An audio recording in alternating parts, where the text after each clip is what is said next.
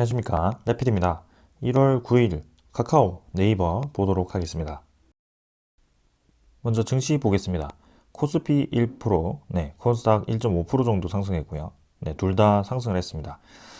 전날에는 금리 인상에 대해서 그런 압박감이 오면서 시장에 대해서 좀 기관 투자자가 기계적으로 좀 크게 매도를 하면서 우리나라 증시를 크게 끌어내렸었죠. 그리고 그뿐만이 아니고 해외 증시도 약세를 띠면서 좋지 않은 분위기가 만들어졌었습니다. 하지만 하루 만에 이렇게 또 반등을 해주면서 지금 또 시장이 크게 흔들리는 그런 모습이 보여지고 있고요. 이렇게 뭐 하루 만에 반등을 했다라고 해서 앞으로 쭉 올라갈 거라고 이제 100% 확신을 할 수도 없고 이제 추가로 다시 내려갈 수도 있는 상황이기 때문에 일단 지금 상황에서는 그냥 천천히 지켜보는 게 좋을 거라고 생각합니다.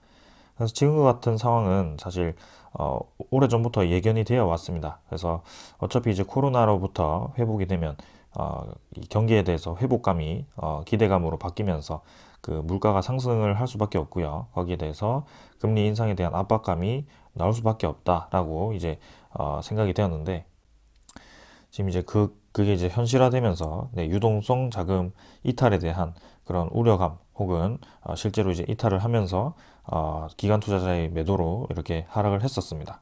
그래서 뭐 지금과 같은 수순은 당연한 수순이었고요. 이용에 대해서 어느 정도 조정을 받는지 그리고 코로나에 대한 기대감으로 기업들의 이제 실적 회복으로 인한 그런 기대감이 또 상승되면 또 이제 투자자가 들어올 수 있기 때문에 어떻게 이제 상충이 되는지 또 그런 흐름을 지켜보는 것이 중요할 거라고 생각합니다. 자, 그래서 해외 증시를 보게 되면 또 나스닥은 1% 정도 하락을 했고요. 다우 증시도 뭐 부합 정도로 마무리했는데 일단 상승을 하다가 마지막에 또 하락을 했습니다. 그래서 썩 이제 해외 증시 분위기가 아직까지는 좋지는 않다라는 것이고요. 우리는 이제 주말이기 때문에 이틀 정도 쉬고 월요일에 이제 장이 열리는데 다음 주도 좀 크게 흔들리지 않을까, 시장 자체가 흔들리지 않을까라는 생각을 좀 하고 있습니다. 그래서 우리가 보유하고 있는 종목에 대해서 뭐 이 보유 지분에 대해서 매도를 해야 되는 것이냐라고 생각을 하실 수도 있지만 사실 뭐 매도를 할 필요는 없습니다. 이런 상태에서 일단 뭐 증시가 하방으로 쭉쭉 내려간다라고 보기는 좀 어렵기 때문에 어느 정도 지금 저점 라인을 잡으면서 이렇게 그 근처로 왔다 갔다 할 가능성이 큽니다. 그래서 오히려 팔았는데 또 증시가 올라가니까 다시 매수해야지 하면서 매수를 하고 또 그렇게 또 샀는데 이제 다음날 내려가고 이런 식으로 하면서 왔다 갔다 해버리면 계속해서 손해를 볼 수밖에 없기 때문에 지금은 가만히 좀 계시는 게 좋을 것 같고요. 그 다음에 여유 자금이 있더라도 좀 주식이 하락했을 때 바로바로 사는 것보다는 좀 이제 한동안의 추세를 좀 살펴보다가 들어가는 것도 괜찮을 것 같습니다. 그래서 천천히 한번 투자를 해보도록 합시다. 자, 코스피 지수 차트 보겠습니다. 일단 저점 라인은 또 지켜주었고요. 2900 라인은 좀 중요한 라인이 되어 버렸습니다. 그래서 한 번 정도 이탈을 해서 2800 후반 정도까지 떨어졌었지만 이 라인 자체는 2900선 자체는 이제 좀 지켜줘야 되는 라인이 되어 버렸고요. 고점 자체도 이제 박스권을 확실히 형성했기 때문에 지금 코스피가 좀 갇혀 있는 모습입니다. 그래서 이런 상태가 이제 앞으로 이제 금리 인상에 대한 압박감에 의해서 좀 이어질 가능성이 크고요. 거기에 대해서 경기 회복감에 대한 기대감으로 바로바로 이제 반등이 좀 나오면서 이렇게 횡보를 계속 하는 것 같습니다. 자, 그래서 금리 인상이 이제 보통은 0.25%씩 이렇게 진행이 되거나 동결이 되거나 아니면 0.5% 정도씩 올라가는 그러니까 이렇게 깜짝 상승을 하게 된다면 이제 단기간에 이제 시장에 대한 충격이 충분히 있을 수 있습니다만 그게 아니라면 그래도 적당히 이제 내리고 마무리를 할 거라고 생각합니다. 그래서 주봉과 월봉도 이제 뭐 횡보를 한 지 꽤 되었고요. 사실상 이제 전체적인 추세 자체는 이렇게 떨어질 거라고 제가 생각을 했습니다만 지금 단계에서는 코로나에 대한 회복감이 있기 때문에 어느 정도는 받쳐줄 것이다라고 생각을 하고 있습니다. 자, 그래서 좀 더 지켜보도록 하고요. 자, 그다음에 코스닥도 마찬가지 비슷하게 움직이고 있습니다. 그래서 고점 라인에서 일단 잘 버티고 있고요. 코스닥 자체는 코스피보다는 좀 더 강하게 움직이고 있다. 하지만 그 급등락 폭이 워낙 크기 때문에 굉장히 크게 흔들리고요. 코스닥 종목을 투자하실 때는 이런 점에 좀 유의를 하셔서 투자를 하시는 게 좋을 것 같습니다. 최근에 테마 위주로 좀 종목들이 많이 급등락을 하고 있기 때문에 그런 테마 종목을 투자하실 때도 좀 이제 방망이를 짧게 잡고 투자를 하시는 게 좋을 것 같고요. 그 테마에 대한 급등락에 대한 변화를 진짜 잘못 경험을 하시면은 정말 심적으로 힘들게 됩니다. 돈도 잃게 되고요. 그래서 굉장히 숙달되고 네, 숙련된 분들만 좀 그런 짧은 투자를 하시고 지금은 천천히 지켜보는 단계라고 저는 생각을 하고 있습니다. 자, 일단 외국인 투자자는 전체 증시에서 계속 들어오고 있습니다. 우리나라 코스피, 코스닥에서 계속 매수를 해주고 있기 때문에 조금은 확실히 금리 인상에 대한 경계감도 있지만 외국인 투자자는 오히려 이제 우리나라의 그런 실적주 위주로의 투자가 지속되고 있다라고 저는 생각이 들고요. 일단 코스피가 좀 더 강하게 들어옵니다. 코스닥은 계속 매도를 하다가 최근에 좀 들어오긴 했습니다만 크게 많은 양은 아니었지만 코스피 같은 경우는 꾸준히 이제 반도체 종목 위주로 좀 투자가 들어오는 것 같습니다. 그래서 이런 종목들 네, 좀 잘 보시는 게 중요할 것 같고요. 확실히 이제 유동성 자금이 빠져나가더라도 올라갈 수 있는 성장성이 높은 종목들은 또 올라갈 수밖에 없습니다. 자, 그 점 유념하시고 지켜보시길 바랍니다. 자, 그 다음에는 환율이고요. 결국에는 1200원 선 깨버렸습니다. 네, 위로 올라가 버렸고요. 1204원, 이제는 1200원 선 중반대로 향하고 있습니다. 그래서 환율이 계속해서 상승 추세를 이어가고 있기 때문에 어쩔 수 없이 우리나라 증시는 약세를 띌 수밖에 없고요. 왜냐하면 환율이 올라갈수록 미국 달러에 대한 가치가 높아지고 우리나라의 돈에 대한 가치가 낮아지기 때문에 오히려 우리나라 주식을 가지고 있는 것보다 미국의 주식을 가지고 있는 것이 유리하게 됩니다. 그래서 보통은 이제 외국인 투자자가 빠져나가는데 지금 단계에서는 확실히 외국인 투자자가 꾸준히 들어오는 걸 봐서는 그런 실적주, 성장주 위주로의 매수가 이어지고 있다라고 생각이 좀 됩니다. 그래도 환율이 계속 올라가는 것은 사실 우리나라 증시 전체 분위기에는 좋지는 않습니다. 그래서 일단은 추세를 계속 본다면 중반까지 1250원 정도까지는 한번 올라가지 않을까라는 생각을 하고 있고 금리 인상이 본격적으로 진행되면서 우리나라도 같이 진행을 좀 해준다면 이제 고점을 찍고 환율이 다시 안정화가 되는 그런 날이 올 거라고 생각을 합니다. 자, 일단은 지금 상승하는 추세에 있기 때문에 좀 더 주의 깊게 지켜보도록 하겠습니다. 자, 그 다음엔 10년물 국채금리고요. 미국 10년물 국채금리 1.76%입니다. 그래서 결국에는 급등을 하는 방향으로 진행이 되고 있습니다. 네, 그래서 이전과 확실히 비슷하게 크게 올라가고 있고요. 이런 국채금리가 급등을 하게 되니까 확실히 이제 시장이 부담을 가지는 것 같습니다. 그래서 전고점을 돌파를 하고 이제 쭉쭉 올라가고 있고요. 금리 인상은 이제 기정사실화가 되었기 때문에 2022년에 언제 금리 인상을 하는지가 중요하고 그 금리 인상에 대한 폭이 중요할 거라고 생각을 합니다. 자, 그것도 이제 계속 같이 살펴보도록 합시다. 자, 그 다음에는 지수 선물, 뭐 크게 의미는 없습니다만, 뭐 미국 증시는 좀 내렸고요. 그 다음에 프랑스, 유럽 증시들은 뭐 보합 정도, 네, 크게 많이 약 하락이네요. 네, 그 정도로 보시면 되겠습니다. 그래서 오늘도 사실 이 시장 분석에 대해서 좀 길었습니다. 하지만 그만큼 시장 분위기가 지금 중요할 거라고 생각하고 큰 추세를 읽는 것이 중요하다고 저는 생각을 합니다. 그래서 종목 전에 이렇게 매일매일 시장을 읽어드리는 이 시간을 가지고 있는데 오늘 조금 최근에 좀 길죠. 그래서 그만큼 시장이 중요하다라는 점 좀 강조를 드리면서 네, 종목으로 넘어가도록 하겠습니다. 네, 먼저 카카오부터 보겠습니다. 카카오 네이버는 계속해서 제가 주시를 하고 있는 종목 중에 하나였고요. 여러분들께 소개를 간간히 드리긴 했지만 아직까지는 매수할 타이밍은 아닌 것 같다라고 말씀을 드린 적이 있습니다. 근데 이번에도 다시 한번 짚게 된 이유는 중요한 자리를 지금 카카오가 그리고 네이버가 이탈을 하였고요. 아직까지도 이 하락세가 멈추지 않는 모습이 나왔습니다. 그래서 지금쯤 이제 카카오를 관심을 가져보고 그리고 앞으로 이 두 기업이 어떤 방향으로 진행될지 좀 간단하게 얘기를 좀 해보고자 해서 이렇게 또 가져오게 되었습니다. 자, 그래서 카카오에 대해서 잠깐 보면 일별로 보면 사실 뭐 계속 올라왔기 때문에 크게 뭐 눈여겨 볼 수는 없고요.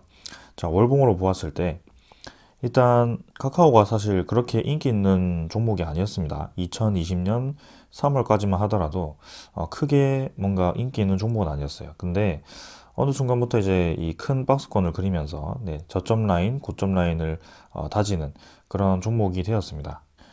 그래서 2020년 3월, 네, 그러니까 코로나 터졌을 때 오히려 카카오는 잘 버텼고요. 그런 유동성 자금이 쏟아지면서 이렇게 카카오가 엄청나게 주가가 상승하게 됩니다.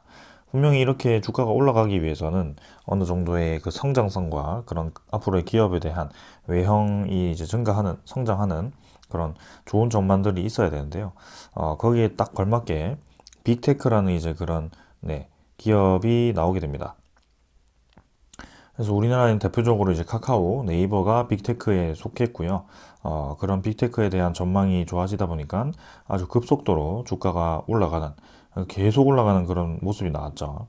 자, 그래서, 어, 분명히 이제 한 몇 달 전까지만 해도 괜찮은 주식이었는데 지금은 아주 크게 하락을 하고 있는, 계속해서 하향 추세를 이어가고 있는 종목 중에 하나가 되었습니다.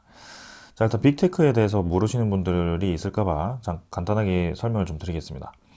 빅테크는 네, 구글, 그리고 아마존, 페이스북 아시죠? 이제 페이스북이 아니고 메타라고 바뀌었습니다. 메타가 되었고요. 애플 같은 그다음 대형 정보 기술, IT 기술을 가지는 기업을 뜻하는 말을 하고요.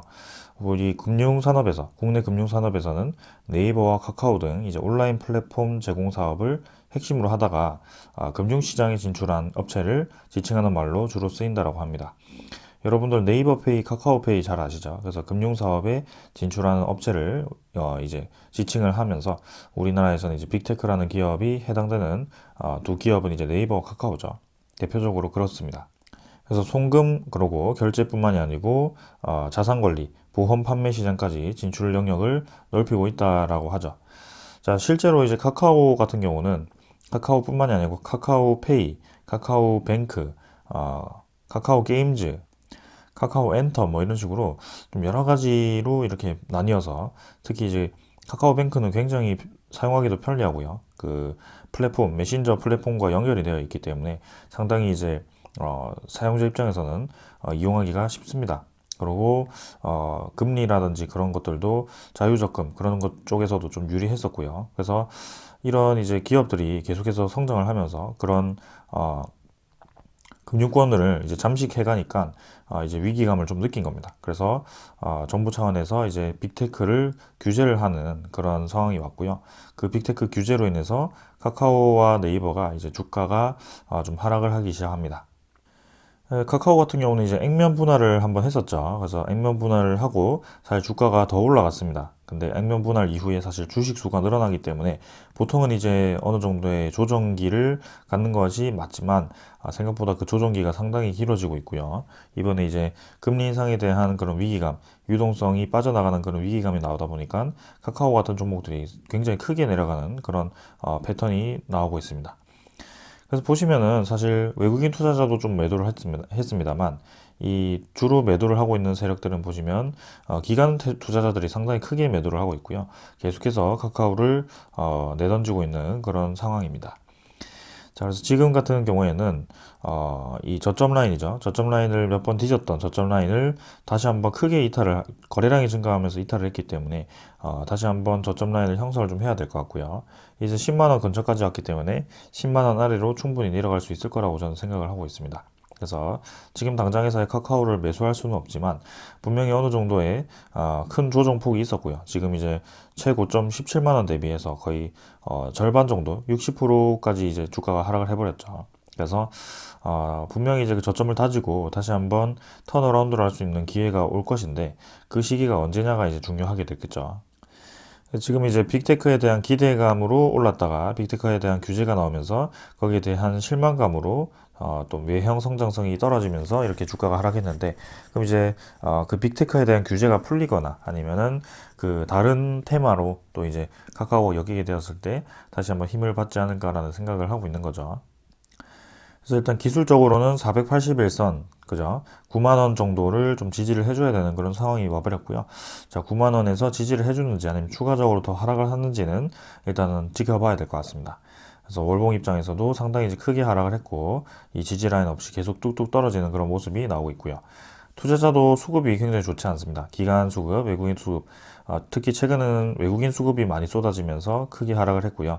기관 수급 중에서도 주로 이제 연기금 투자자가 또 많이 매도를 하고 있죠. 금융 투자도 많이 매도하지만 연기금 투자자 가 또 많이 매도를 하고 있습니다.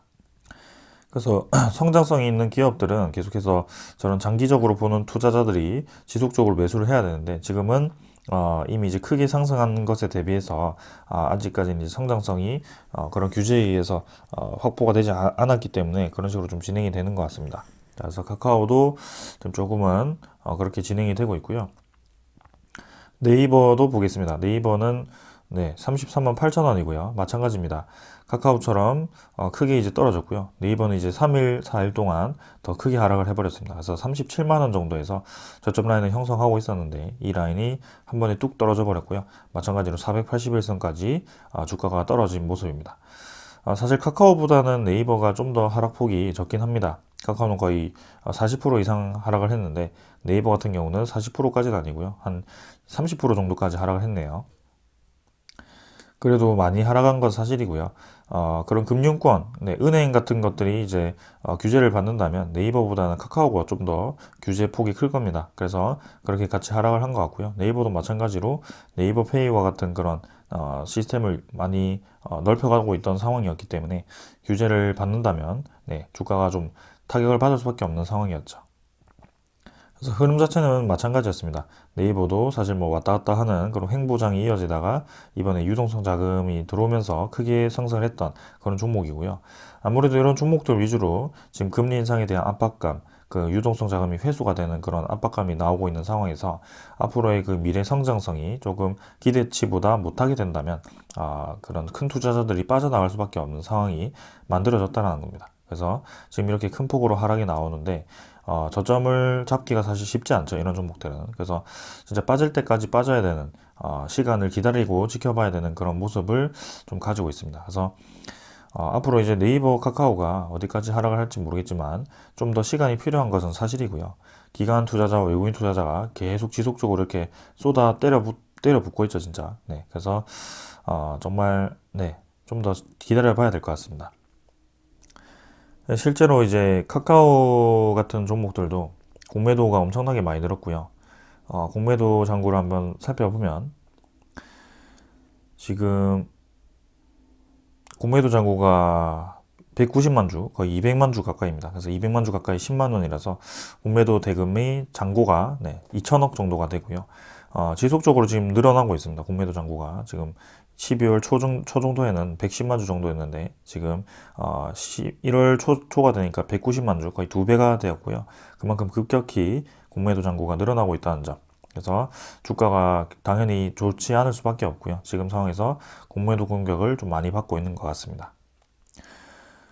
그리고 사실 목표가 자체도 좀 하락을 했거든요. 지금 최근에 나온 소식에 의하면 네이버와 카카오 시총이 12조가 증발을 했다라고 하죠. 그래서 증권사 목표 주가도 이제 하향을 했는데, 자, 일주일 새 이제 네이버가 6.6조, 그 다음에 카카오 5.5조 원이 시총이 떨어졌고요. 네이버는 7거래일 연속 33만 원대로 주저앉았고요. 그래서 증권사들이 네이버와 카카오의 목표 주가를 하향하면서 이렇게 경고했던 주가 전망도 주춤하는 모양새라고 합니다. 그래서 네이버와 카카오 주가가 흔들리자 대거 매수했던 뭐 이런 개인 투자자들이 좀 당황스러운 상황인데요. 결국에는 빅테크 규제가 네, 현실화되고 네, 그 주가보다도 좀 계속 떨어지고 있는 상황이죠. 그래서 유동성 자금이 들어오면서 크게 그 큰 기대감으로 엄청나게 뻥튀기 되었던 주가가 5배 정도까지 올랐던 그 주가가 지금에서 이제 조정을 좀 받는다라고 보시면 될 것 같고요. 네.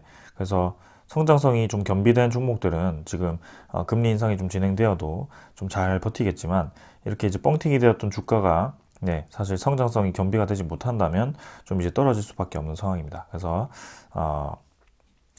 빅테크 규제가 풀리던지 아니면 새로운 성장성이 필요하다고 제가 아까도 좀 말씀을 드렸는데요. 일단 지금 현재로서는 공매도 잔고와 그런 이 대차 잔고도 많이 늘었더라고요. 그래서 그런 것들에 의해서 주가가 사실 단기간에 올라가기는 쉽지는 않을 것 같고 어느 정도 시간을 두고 천천히 이제 저점 라인을 잡을 때까지 기다려야 된다라는 겁니다.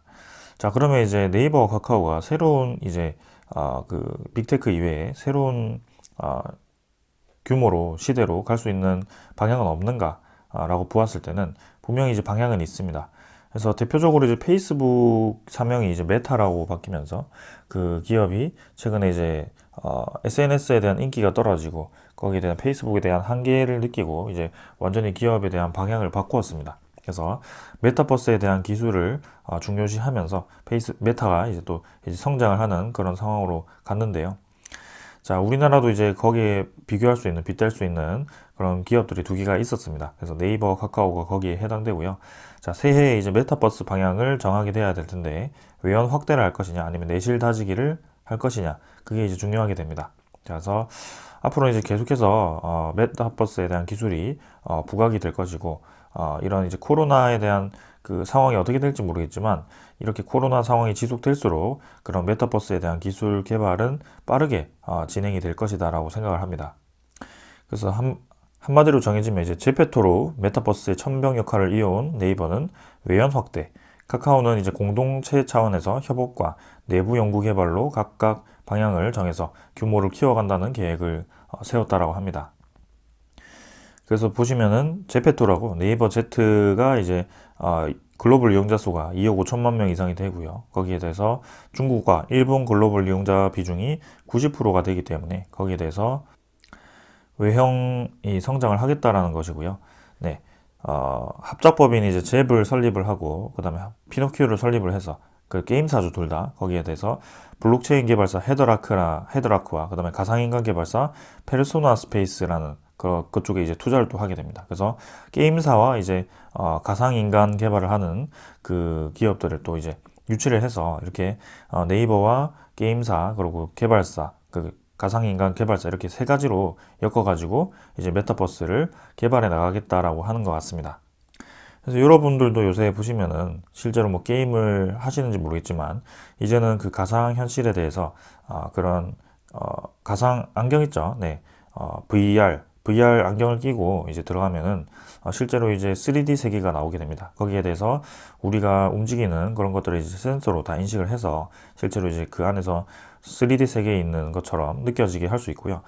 실제로 이제 그걸 이제 인간화시켜서 가상 현실에 대한 인간을 개발해서 거기에 그 안에서 이제 다른 사람들과 만나서 또 경제 활동을 하는 그런 기술을 개발을 하는 것입니다. 그게 이제 메타버스가 되게 되고요. 그래서 네이버와 카카오가 그것을 하고 있다는 것을 강조를 좀 드립니다.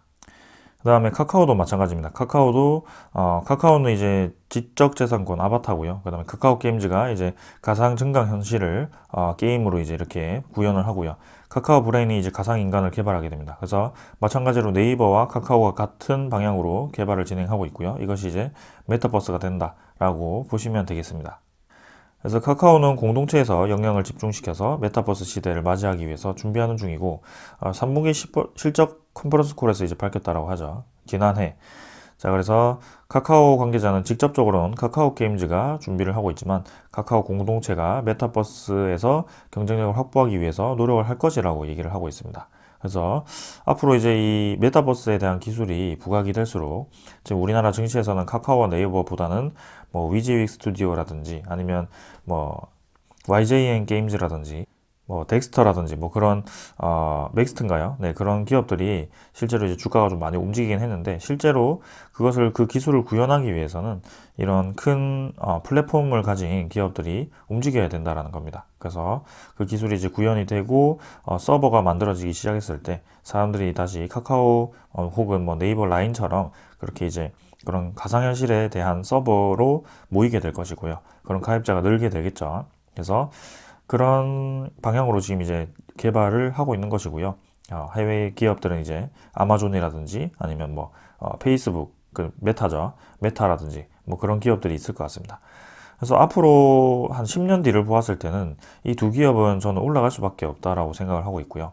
굉장히 이제 멀리 보는 거죠, 그때는. 근데 지금 당장에서 이제 빅테크 규제 때문에 좀 주가가 하락을 하고 있지만, 들어갈 수 있는 타이밍 자체는 좀 더 저는 기다려 봐야 될 것 같다. 지켜봐야 될 것 같다라고 생각합니다. 그래서 당장에서야 이제 메타버스 기술이 뭔가 상용화가 되고 그런 상황이 아니기 때문에 투자자 상황에서는 당장 이제 수익이 나는 기업, 당장 이제 성장할 수 있는 그런 상황이 되어야지 좀 이제 반응이 있을 겁니다. 왜냐하면 그 성장성에 대한 기대감으로 이미 네, 카카오가 벽을 깨고 3만 원에서 지금 17만 원까지 5배 이상 상승을 했었기 때문에 충분히 이만큼의 조정은 나올 수 있었다라고 보시면 될 것 같습니다. 그래서 주가가 이제 쭉 떨어지고 어디에서 받치고 이제 좀 횡보를 하는 구간, 그 구간 정도가 되어야 이제 우리가 좀 장기 투자를 결심을 하고 좀 들어갈 수 있는 상황이 되지 않을까라는 생각이고요.